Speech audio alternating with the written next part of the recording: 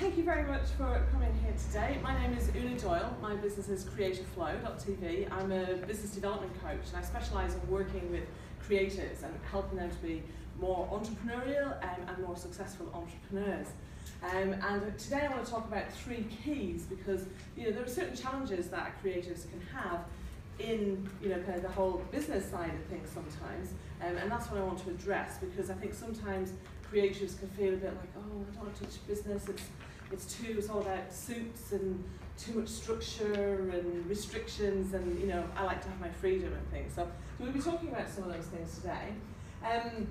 Just a bit about me. I use some really fab tools called talent dynamics and wealth dynamics in the work that I do. And I'm a real big believer in sharing principles as opposed to tactics, because tactics change all the time. So like right now we're streaming on Periscope, but who knows, will Periscope be here in another few years' time? It might have been replaced by something else.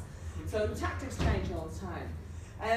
I've been in business quite a long time. I originally set up doing life coaching, and I had some great successes. I spoke at Asda's HQ about confidence. It was one of those ones where it was like 2,000 people. I was on a stage.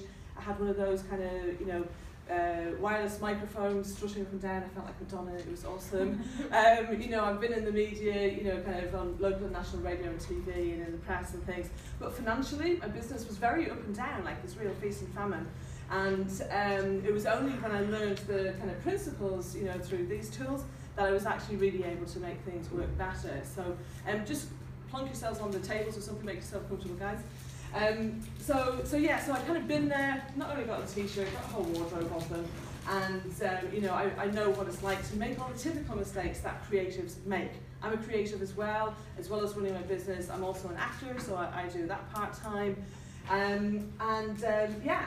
Basically I have quite a number of happy clients. There's testimonials on the website, you can go check those out. So the kinds of things I can help people with, a big one for a lot of creative people is around time and productivity. It's so easy to get distracted, isn't it? So being able to help people to work in a way that doesn't feel too constrictive. Okay, a lot of kind of traditional approaches to time management can feel a bit too like, oh, it's just like more work than it's worth. So there's some very simple ways that can help people do that. And I think the best case study I've had is somebody who helped them generate an extra day and a half a week. And like even being conservative, even just with 2 days a week, that actually works out as 96 days a year. So would you like to have an extra 3 months to get the stuff you want to get done? Yeah? Okay, so basically, mindset is important as well. I do focus a lot on the kind of the strategies and the principles. But if you don't have the right mindset, then things aren't going to work for you. And then of course, increasing revenues. A recent testimonial, just in a few months of working with me, somebody got over 35% increase in their average sales per month. Okay, so first of all, I just wanted to kind of look at the question, well, why might you want to become a creative entrepreneur in the first place? And I've got a question actually. How many people here are already doing some sort of business or work? So raise your hands. Okay, great. And so are the rest of you students, kind of locally or nationally, right? Okay, cool. So one of the things that I've seen, there's been so many changes in the creative industries, okay? I mean, there's less jobs, there's more and more kind of freelance work, but there's less actual jobs. And unfortunately, like a lot of the institutions aren't really training people in how to set up a business. I mean, to have this kind of conference is fantastic, but so many people that I've met that have already been in business a number of years have never been taught how to run a business effectively, okay? They're taught how to be a web designer or how to be a graphic designer or whatever it might be, but they're not taught the business side of it. So there's fewer jobs, and there's more and more people going for those jobs, because like media and digital and that is getting bigger and more popular. And the great thing is that you don't have to have a job. Because of technology, you are able to reach more and more people. But if you're going to do that, you have to know how to promote yourself. You have to know how to promote your business. If you don't know that, then you don't have a business by having products and services. You have a business when you have clients who are paying you. And then the thing is that And I think this is a really big one actually, because the reason why I got into specialising in working with creatives was because when I started out acting just a few years ago, I was doing, I live near Manchester, and I was kind of doing a lot of local filmmaking in Manchester, got involved in that scene, so I can get showreel material. And I just found so many creatives that I was collaborating with, they were excuse me, feeling very disheartened, because even the ones who were kind of getting paid work, they weren't necessarily doing the work that they wanted to do, and you know, they could maybe find it a bit soul destroying. So if you actually understand how to be entrepreneurial with your creativity, then you can actually have fantastic opportunities now to do the work that you love. I mean, you know, how many people here have heard of crowdfunding? Okay, most of you. I'm so glad to hear that, because I came across somebody a couple of weeks ago who had never heard of it. And actually, you know, there are people who have actually raised over $100 million, like this computer games company in the States, that they changed the whole model to focus around crowdfunding. You know, so there's lots of different ways that you can do things now, you know, so that you can actually focus on what you're really passionate about. Okay, so I'm talking about 3 keys today. So the first of these is about the myths and the mindsets. So one of these is this whole thing about art and commerce don't mix. And have ever felt that at all? I mean, maybe because you're here, you don't have that mindset, but I just wanted to make sure. Because it is interesting, actually. Sometimes when I start working with people, they don't think they have that. But when it comes to actually, you know, really putting themselves out there, sometimes it comes up and people didn't quite realise, you know. So this is Florence in Italy, okay? Beautiful, isn't it? Well, did you know that actually the reason it's so beautiful is because due to first trading, and then textiles, and then banking, Florence was one of the richest cities in Europe. But there was this mass amount of political unrest. Now, this was also at a time of, you know, where there was a huge renaissance in different ways of working artistically and architecturally.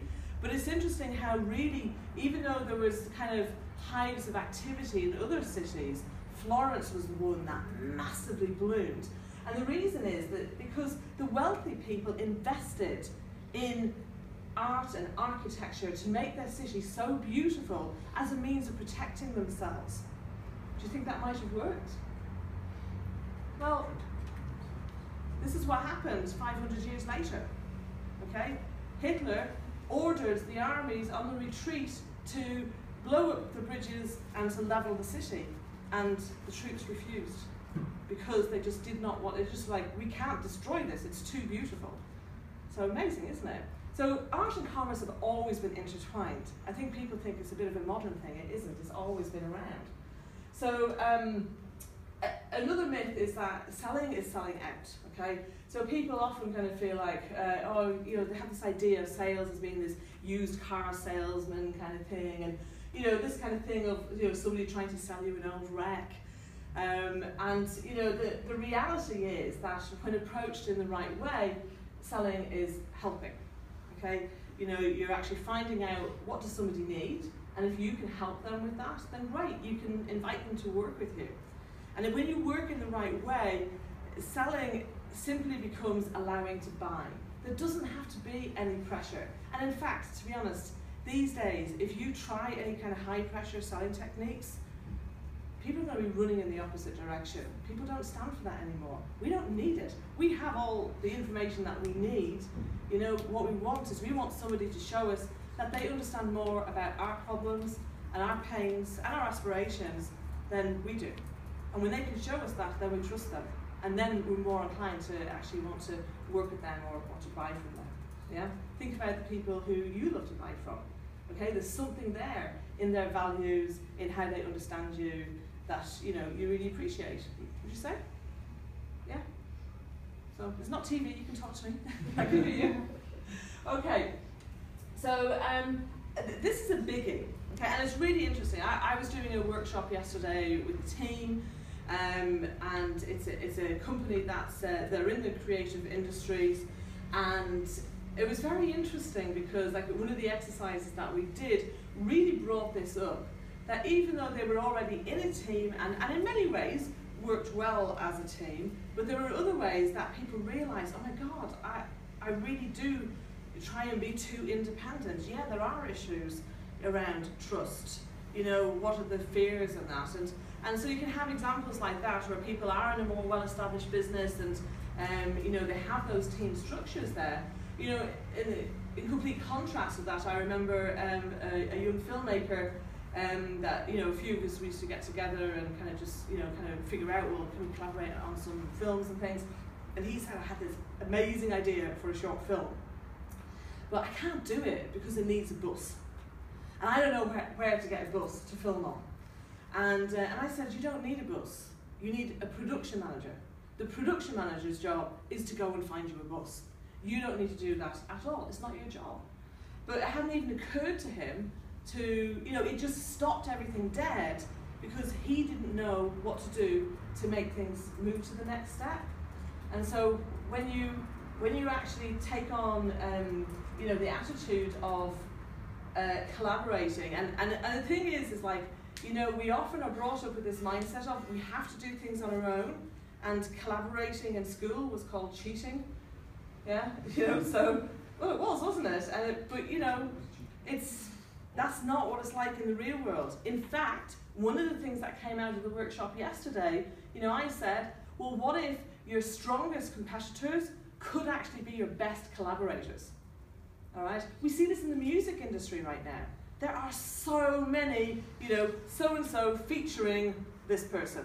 Okay, so all these people who in the traditional world would be considered competitors, they're collaborating with each other because they know that they can actually help grow each other's audiences instead of actually just trying to take away each other's audiences. So this again requires a complete change in mindset around that. So yeah, so you can, you know, collaborate, work together. It's more fun as well. And the great thing about collaborating is you can have people working with you who do the things that you hate to do. So that's got to be more fun, hasn't it? Okay, so open up. Use smart trust. Okay, there are people out there who, you know, I kind of get a lot in the kind of acting world where there's like, you know, flaky actors, and it's like, you know, and you can get that because of some of the nature of those of us who are more creative. You can get that. There are people out there who are simply not trustworthy. So I'm not saying don't be trusting and don't be open to other people and to working with people, but, you know, make sure you do your due diligence. Make sure you check people out. You know, test them out on a little small project. How do they act? Do they deliver on time? What do they like to work with? You know, so just be smart about it, but be open at the same time. And I think this is really key, is building a team. And, you know, a team doesn't have to mean that you're in offices and you have to employ loads of people and you have all these overheads and massive responsibilities. You know, I mean, you don't need to do that these days. You know, you can do so much online, you know, around the world. In fact, a lot of the time it's easier to have a global business than it is to have a local business. Okay, it's easier to market it on the internet, isn't it?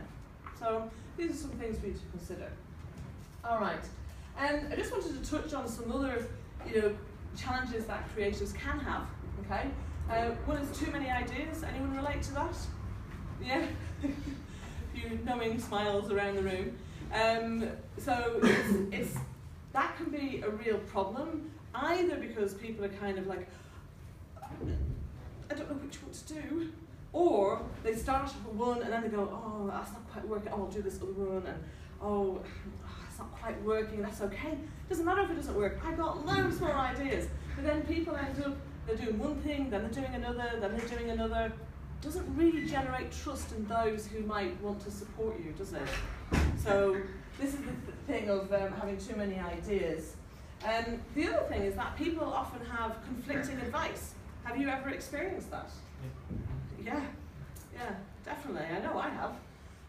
And the third thing then is actually not knowing what the steps are. Okay. Now, for some creators, they would be happy to just set off and kind of make it up as they go. And that can work for a bit, but there comes a point where actually you do need to be a bit more focused and kind of plan things a bit better. otherwise you might be going in the wrong direction. So, you know, and for other people, just not knowing what those steps are can just mean they don't even start. I just think that's such a shame. So this kind of brings us on to the second key, which is the wealth equation. Now, a lot of this stuff I'm going to be sharing with you now, by the way, I haven't made it up. Is a guy called Roger James Hamilton created it. This is the talent dynamics and wealth dynamics tools that I was talking about. And so one of the things he talks about is that wealth equals value times leverage. So what we mean by value here is something that people are prepared to pay for.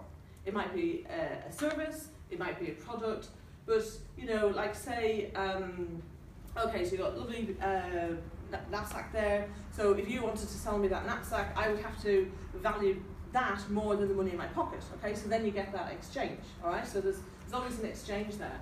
And then we've got leverage, and leverage is really just about, you know, utilising all the resources that you have, really maximising that.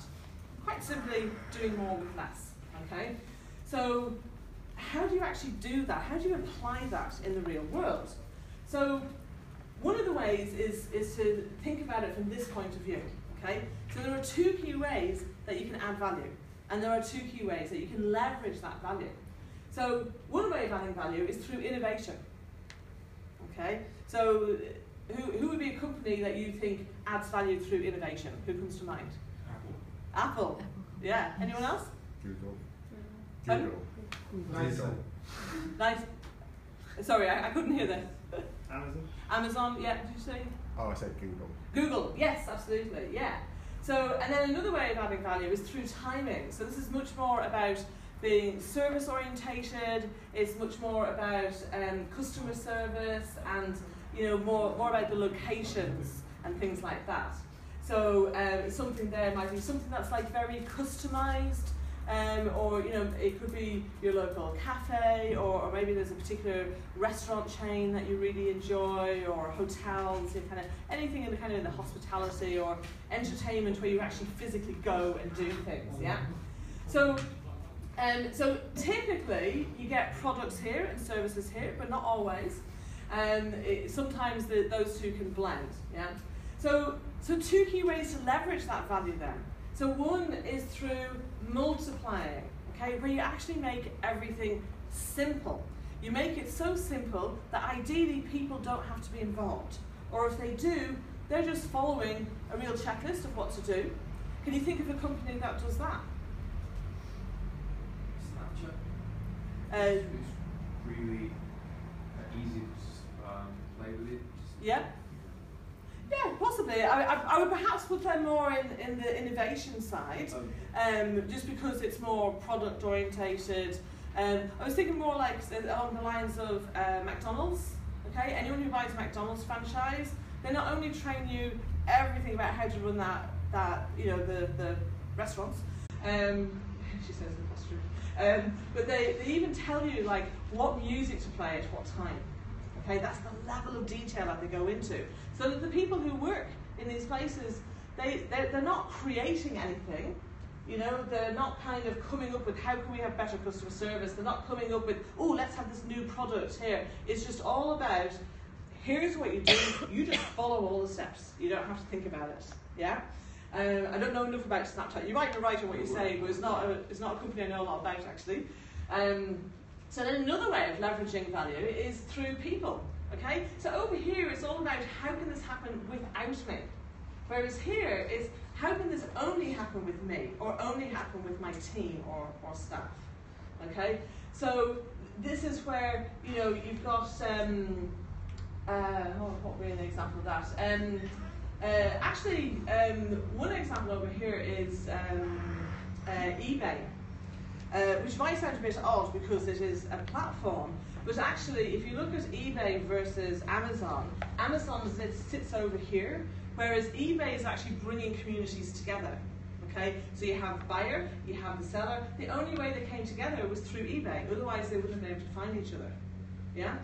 So another way of magnifying might be, say you have a product or a service and you have people who go out and sell it as opposed to it being sold purely online, then you might add more people to your sales team.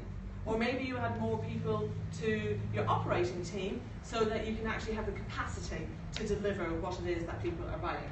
Okay? Does that make sense? I don't know if this is this kind of stuff isn't usually even taught in business school, so you know, I know it can be new to a lot of people, even though it makes sense kind of when you think about it. So the third key then is about understanding what's best for you to do now and next. Okay? And it's so easy for creatives who tend to be very big picture to you know, to get excited with that big picture and kind of lose sight of, well, okay, well, what do we do? You know, so they can get excited by lots of different things. And I just love this quote by Mark Twain, which is, "You can't depend on your eyes when your imagination is out of focus." Have you ever had the experience where you're looking at like a car, or you know, you just look at something that you might see out and about, and then over the next few days you see that everywhere? Okay? That's this in action, really, is that when you have focus, when you're paying attention to something, then suddenly you're provided with way more opportunities. Okay? And I love this. Focus was a big challenge for me. Okay?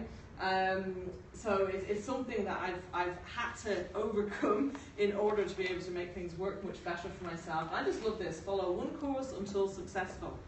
And there are different aspects to focus in being an entrepreneur. So one is focusing on your audience. Okay, so who is your ideal audience that you can actually help the most, that you're going to have most fun helping, where you can add the most value. I have a snowflake here. So what is it about you that you can focus on that is unique to you and that can help you to stand out in a crowded marketplace? Focusing on the right steps. I'm going to come and talk a bit more about that in a moment. And I think the other thing is just really about making sure that what you're focusing on really does capture your heart and mind. Okay? It is not easy being an entrepreneur. Okay? Those of you who are already, you know, going out there and doing it, I'm sure you would agree. It doesn't mean that we don't want to do it. It doesn't mean that we don't have that drive. But you need to make sure that whatever it is that you're doing actually is meaningful for you. So, because if you don't, then when you do come up against obstacles and things may be a bit hard, you're going through a bit of a hard patch, then you want to make sure you're motivated.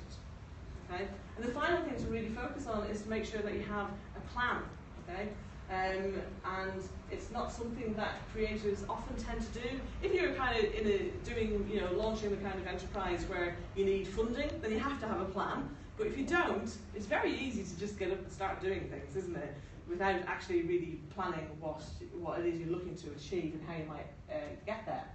So if you think about what we're talking about in terms of adding value and leveraging that value, then this is the Well Dynamic Square, and it's the personality profiling tool.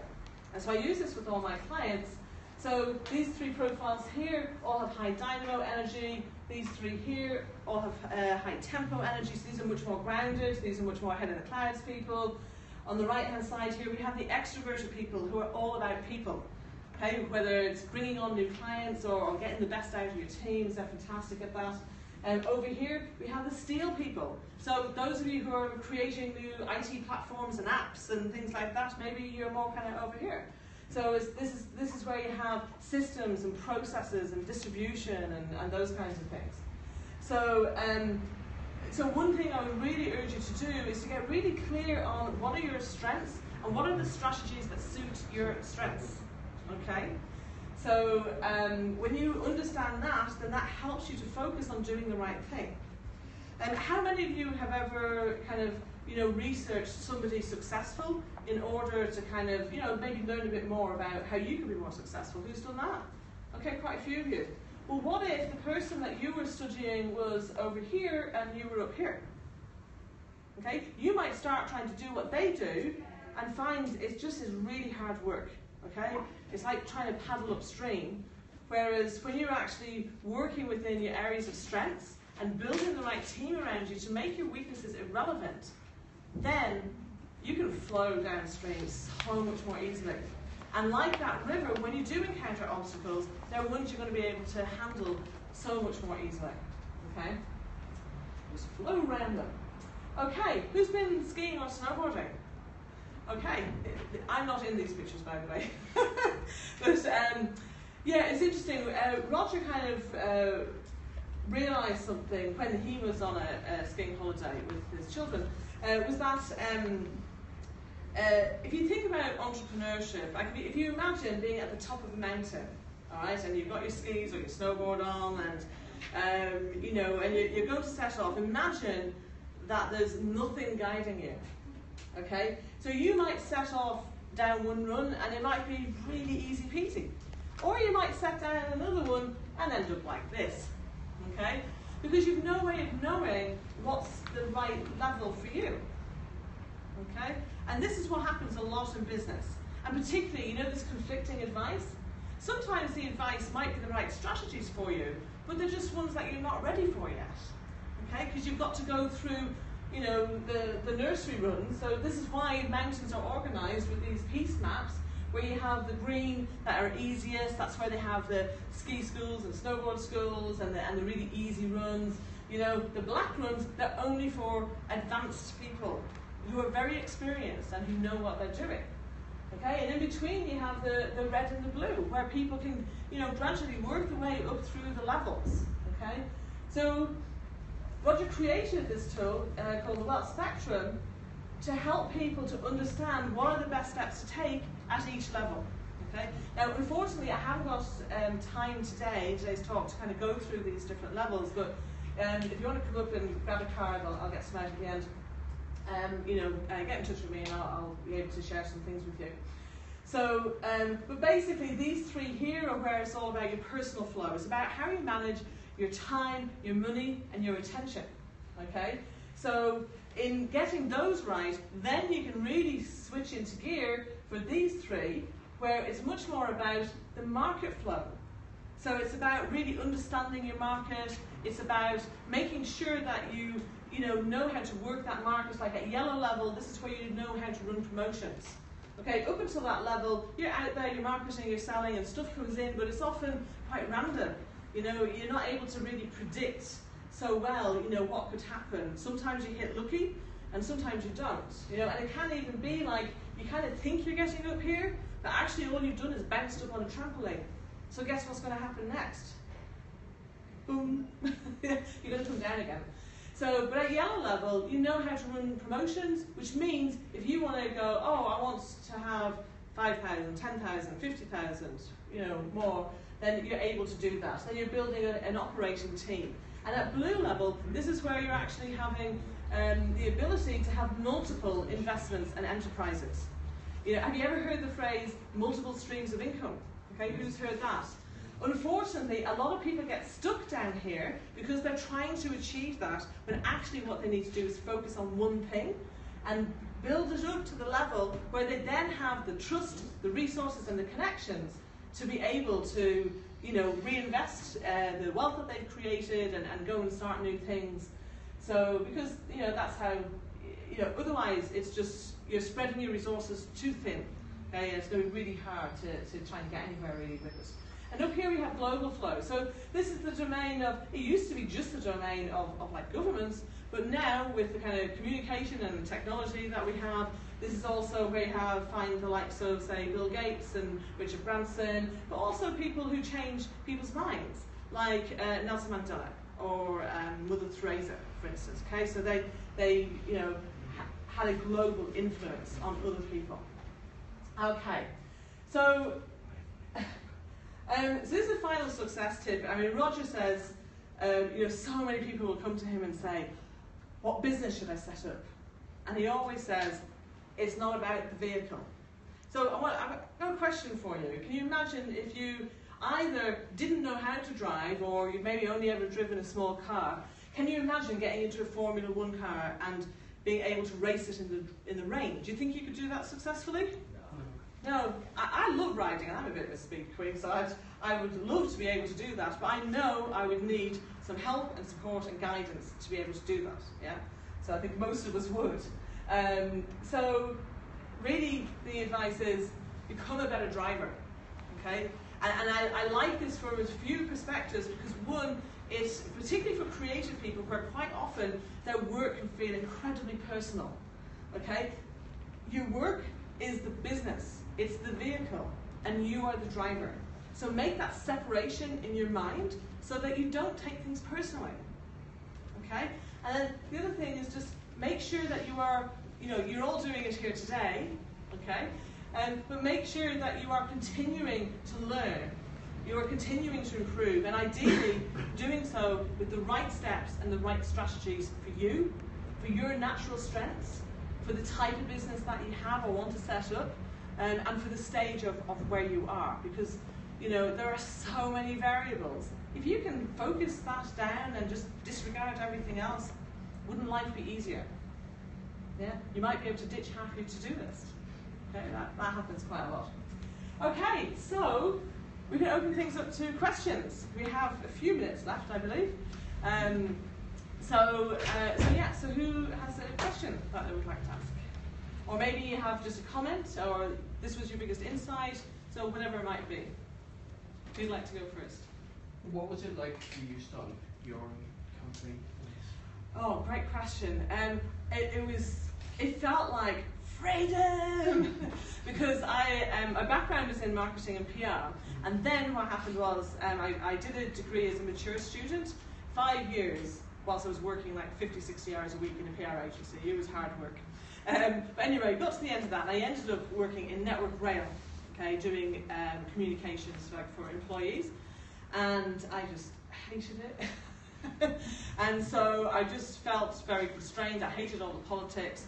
So when I got the opportunity, I took redundancy on a technicality. They kind of had another job for me, but because they technically had to make me redundant because of changes going on, I was able to escape. So it did really feel like escape, and it was very exciting. I guess in a way, I had already been doing some kind of personal development work, so there definitely would have been moments that, back then when I probably would have been a little bit fearful, but I think the excitement and freedom kind of overtook that. But because, I made all the things I'm saying to do here, I didn't do any of them. I had to learn the hard way, so you're lucky, you can learn from my mistakes. And it makes such a difference when you actually know this stuff and you can put it into play, and then you just have a better working business. It's so much less stressful. Yeah. So thank you. Great question. Yeah. What can we do in order to mitigate all the problems that occur through trial and error as we go down the road?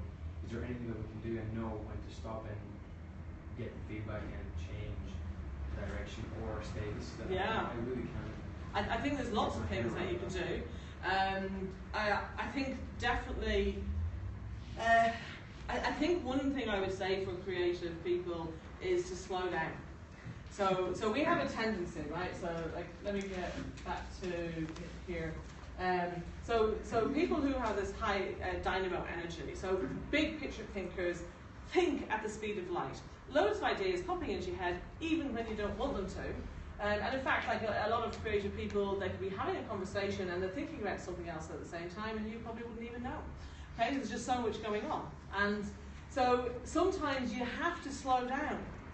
To allow other people to catch up with you, but also, even though you don't necessarily see the detail, okay, so people with high dynamo energy, they're like an eagle flying around in the sky, they look down to ground, the people and buildings, they're tiny, aren't they? They just don't see the detail the way that we walk out of this building here, we can see each other, okay, in full, glorious Technicolor. So it's a very different perspective. So I would say make sure you surround yourself with people who have different perspectives from you, who have different strengths, and where you can complement and leverage against each other's strengths and weaknesses, so that you all perform better, so that you have a much better flow in terms of communication, in terms of workflow, and then of course you get that flow in money. I think the other thing is just really about identifying, where would you sit on here. And so therefore, what are the kinds of business models and strategies that will suit you? Because if you get that right from the get-go, then you just save yourself lots of trials and tribulation. And I think the other thing is just to make sure that you invest in yourself. You know, you are all worthy of investing in yourselves.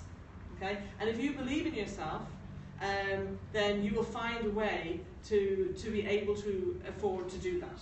Okay? You know, there have been times when, you know, I've had to stick things on credit cards or go and do something to pay for some help and guidance, but that then saved me, you know, further down the road. So I guess this goes back to the trying to do it on your own. Okay? It's just making life harder for yourself. Has that answered your question? Okay, awesome. Yes? So when starting out your business, did you have to secure any sort of funding?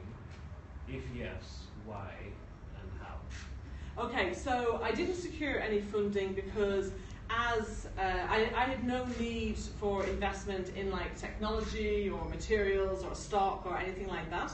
So I simply went to the bank. I had a bit of redundancy money, just small enough to allow me to live for a while. I got a bank overdraft. That was it. I had to do a little bit of a bank plan, a business plan for the bank manager. But I have to say he was very remiss and allowed me not to do the spreadsheet part of it.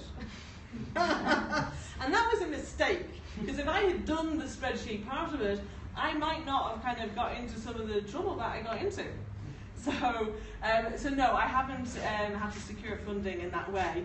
However, I have some plans going forward where I do plan on getting funding for kind of the next level of my business, and where I'm actually bringing in some self-producing, you know, for kind of film and things as well, and integrating them. And so for that, I do plan to do crowdfunding. And I've been researching and learning a lot about that. Okay, yes? Is there like a questionnaire online or something for this that can sort of guide you to know where you... There is, absolutely. If you chat to me at the end, I can explain about that. Unfortunately, it's not free, but there is a simpler version of it that's free, that if you give me your email and contact details, I can send to you. Yeah. Okay. Yes? I'm currently a student. I also work, but I want to set my business up before I leave. Okay. Am I taking on too much, basically? Because with my job, I teach dance, so I have a lot of work towards that. It's not just turning up, doing my job and going home sort of thing. And I'm like currently questioning whether I give that up, but it kind of goes alongside what I want to do with my business. So I'm like, with uni being busy, because I like finding work experience, as well as working, as well as setting up a business, I'm like, am I gonna slowly guide myself towards mental breakdown? Okay. Is it the kind of business that would require investment?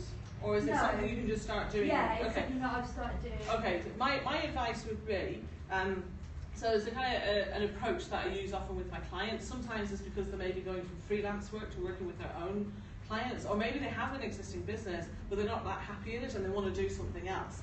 And so I would ask you to consider, kind of think about it in terms of Clark Kent time and Superman time.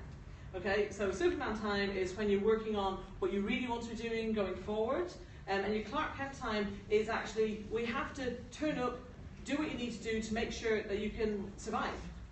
Okay, so, and that's partly to do with you getting your qualifications, and that's partly to do with you having enough money to live off. Yeah. So the other thing I would say is, if your business idea, you know, I would look to set it up in such a way that you get the money straight away. Okay. So for instance, like when I'm working with coaching clients, I don't ever do any work without getting paid up front. Okay. So I have programs where people can pay on installments, but I'm never putting myself financially at risk. You know, in the way that I have things structured. And I'm also structuring it so that, I mean, I have an assistant now, I'm beginning to build my team, but I don't, you know, I don't want to be chasing after money, and I don't want my assistant doing that. She's helping me more with marketing side things and, you know, general administration and stuff. So just look at, well, what's a simple model, okay? Because each of these profiles also represent a different stage of business. And this first one here is proven concept. So is what you want to set up, does it exist already? Are there other people doing it? Or on a large scale. I want to do it more on a smaller scale at the moment. Okay. So yeah. Yeah, so it's partly proven, but you need to prove that you can sell it, that people will buy it from you in whatever flavour that you have. So just do that first, And then you kind of move around where you're looking more at your kind of brand identity and how you really attract people in a bigger way. And so you can do, depending on what kind of thing it is, you know, you could even do things where people have letters of intent, where they say, okay, yeah, if you get this up and running, I'm going to buy X amount from you, and it's a legally binding document. Yeah, you might not even need to do that. It might be much simpler that you just go out and you sell it, and then you deliver it. Yeah. The other thing I would say is, do not spend lots of time or money creating something before you've sold it. Seriously, there are so many people that do that. It is not a good idea. Make sure you get that proof of concept first. Otherwise, you may just find your time, your energy, your money, perhaps other people's money, is gone down the drain. So don't put yourself in that position. Yeah? Okay. Do we have time for any more questions? Looks like I've got a few more, maybe. Isn't that quite a fine balance though?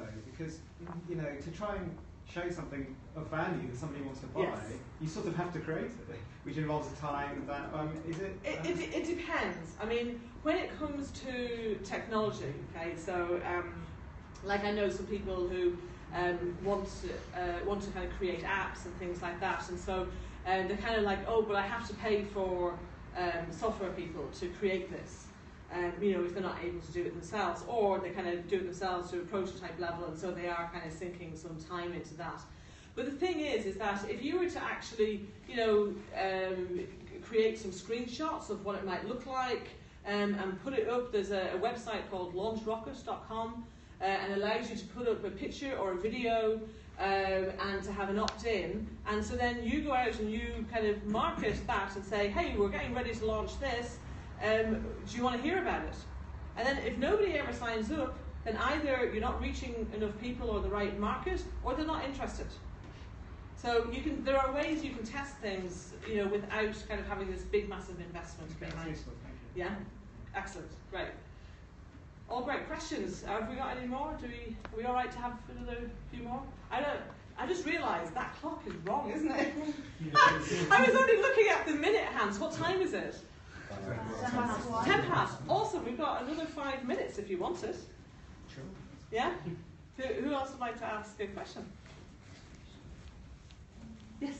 I suppose because you're like a motivational coach, I'm a student also, and it's hard dealing with those moments, specifically because I'm from the media industry, like media subject, to deal with those moments of, you know, confidence and the lowest kind of points of your development, because those times, like you said, take up most of the time, sitting in your room thinking, am I good enough, you know? But I suppose having your own industry or your own kind of company, there's probably less opportunities to get low because you have to be that concrete of the business. But I suppose you could argue that.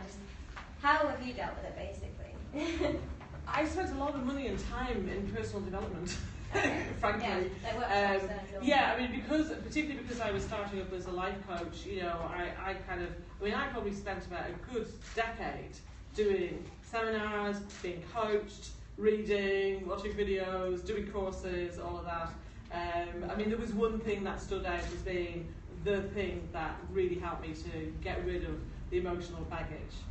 Because, I mean, you know, nobody gets to grow up without being hurt, without being rejected, without being disappointed in other humans. You know, that's life. So, you know, but it does leave a mark on us. However, it doesn't, that mark or those marks don't have to stay with us. We can let them go. So, yeah, I mean, that approach that I used was just amazing. But, you know, it's... Did you go to? It was actually, I actually ended up training in it. I was the first person in the world to train in it, actually. I don't do it now because I'm not doing, my focus is on more on the business side, but of course, you know, confidence issues crop up as part of that. But if it's something that's going to stop someone moving forward, I tell them, okay, call this number, go have some sessions and work with these people, because that's, you know, that's really important. I think again it kind of comes back to the focus as well, because if you really are passionate about, you know, your ideal audience, and you kind of have a business that is around, you know, that does capture your heart and mind, that, you know, courage is not the absence of fear. Courage is moving on regardless. So, and, you know, creative entrepreneurs, you need to be creators to put their work out there. And part of it, you know, what I was saying about the vehicle and the driver, you know, making that distinction can help, you know, to take things less personally, and that will work just for some people, just making that distinction. They go, oh yeah, well, I'm not getting feedback. This is the feedback, but I'm me, you know, and it doesn't matter what you do. There's always going to be somebody who is going to criticize what you're about or what you've done or who you are even. So I think in a way you do need to learn to be resilient and to just accept that that's the way the world is. And, you know, what are you going to do? Are you going to lie down and let them win? No. Good. I'm glad to hear it. So I think there are tools and approaches that you can definitely do to kind of grow that aspect of yourself. You know, this is going back to what I was saying about being a better driver, you know? So that is with the personal aspects as well as the actual business knowledge as well. Okay, great. One final question then before we wrap things up. Can I just quickly ask, you Sure. just mentioned a website where we can put the product before launching. Oh yeah, rocketlaunch.com. Okay, Rocketlaunch.com, yeah. Yes? What techniques or what way would you recommend in dealing with maybe procrastination or time management or delaying certain tasks for more? Do you know Comes back to a lot of this stuff. Postponing. Yeah, I think there's. Okay, so here's the reasons why people really procrastinate. One is a fear of failure. 2 is a fear of success. 3 is it's a task or activity that is not in their area of strengths, and so they keep putting it off because they either don't enjoy it or they're just not that good at it. I understand the fear of failure and the third one, but what about the fear of success? Yeah, it's amazing. The minute you get rid of fear of success, fear of failure, the fear of success often comes up. You know, it's okay. So look at it this way, right? You have your life, you have your family, your friends. If you become more successful to those relationships, unconsciously, you know that. Okay. Also, particularly same in Ireland actually. There can be that tall poppy syndrome. Oh, don't stick your head above the parapet; it'll get chopped off. We see it in the media all the time. I mean, this is another tip if you want to improve your confidence. Stop reading the news. Junk all the women's magazines, the men's magazines. Just ditch that crap, okay? It is full of things to make you feel insecure so that you buy more stuff you don't need, okay? So clear your mind of all that negativity. But yeah, just appreciate the fact that, if you want to be a successful business owner, you are putting yourself out there for criticism. And so, sometimes, that can be a bit of a scary thing. So acknowledge it, accept it, and get on with it. Thank you. You're welcome. Yes. One question on that note. So Sure. How do we cope with the fact that in order to be healthy human beings, so as to be social, because that's how we were evolved, how do we cope with the fact that we don't have enough time to be social and be successful in what we do? Because there's just not enough time. Is that true, or is that a belief that you have? That's what I encounter. Okay. That's one of my problems. That's what I'm asking. It's really hard for me to do both at the same time. I have to just say no to many people many times and do other things. And it's okay. So let's look at this at extremes, okay? Because I find doing that often helps to clarify things.